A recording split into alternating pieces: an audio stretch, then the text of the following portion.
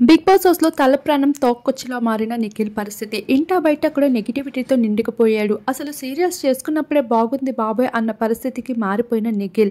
ఇక big boss లోపలికి ఈసారి ఎటువంటి టాప్ సెలబ్రిటీ రావాలన్నా భయపడాల్సిందే. హౌస్ లోపలికి వస్తే ఖచ్చితంగా బ్యాడ్ అయ్యే వెళ్తామంటూ ప్రతి సీజన్‌లో కూడా చూస్తూనే ఉన్నాం.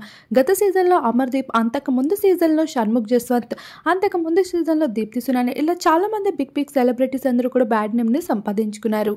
అలానే ఇప్పుడు నిఖిల్‌కి మరోసారి బిగ్ బాస్ పెద్ద ట్విస్టే అందించేశాడు.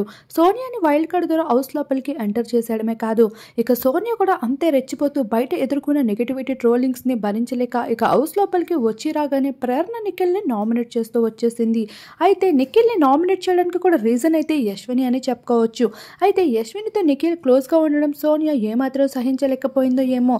నిఖిల్ని డైరెక్ట్గా నామినేట్ చేసుకుంటూ రావడంతో నిఖిల్ అయితే చెప్తాడు, యశ్వినితో నాకేం సంబంధం ఉందని, తనకి నా పైన ఫీలింగ్స్ ఉన్నాయని చెప్పినప్పుడే నేను తనని అక్కడితో కట్ చేసా అనేసరికి యశ్విని ఈగో మీద టచ్ అయిపోతుంది. అంటే ఏంటి, నేను ఇక్కడ బ్యాడ్ అవుతున్నానా, నువ్వు ఇప్పుడు నన్ను బ్యాడ్ చేయబోతున్నావా అంటూ నిఖిల్ పైన యశ్విని ఫైర్ అవుతుంది. అలా ఇద్దరి మధ్యన కాస్త కోస్తా ఉన్న మంచి బాండింగ్ కాస్త మొత్తానికి అయితే పోయిందనే చెప్పుకోవచ్చు సోనియా ఎంట్రీతో.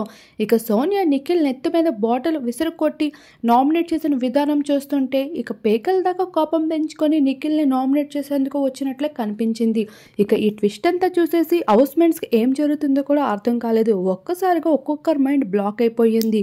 ఇక నిఖిల్ యశ్వినిల మధ్యన లవ్ యాంగిల్ కనిపిస్తుంది అంటే ఇప్పుడు ఏకంగా ఎనిమి యాంగిల్ కనిపిస్తూ ఉంది. మరి ఈ వీక్ నామినేషన్ ప్రాసెస్ పై మీకేమనిపిస్తుంది? బిగ్ బాస్ ధూమ్ ధామ్ అంటూ ధమాకా లేపాడు అనిపిస్తుందా?